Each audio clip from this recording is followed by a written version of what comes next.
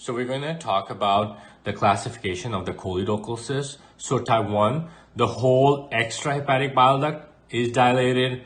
So what do? You resect it, it's not healthy, have to do a bypass hepaticogynostomy.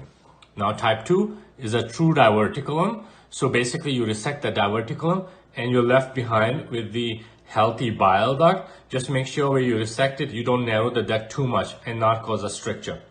Now, before I go to 3, remember the principle of choledochal cyst.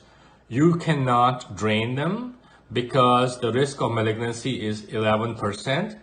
And if you drain them, the risk of malignancy will be higher.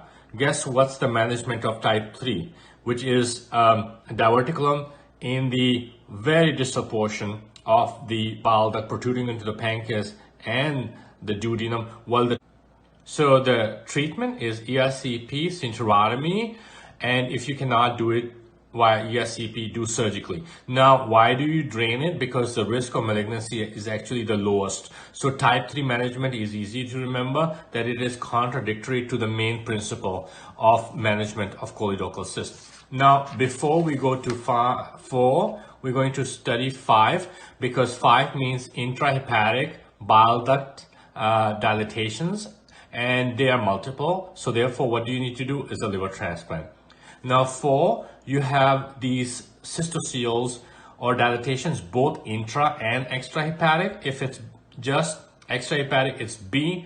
And if it's both, it's 4A. Now, why did we discuss it at the end? Because the management is complex and is ranging from just the resection to the patient needing a liver transplant to something which is non-operable. Now, let me ask you the question. What is the difference between 4B versus 1? Because 1 is extrahepatic biliary dilatation and 4B is also extrahepatic biliary dilatation. The difference is this is a single dilatation, whereas in 4B, there are multiple. That's why I discussed 4 at the end. Thank you.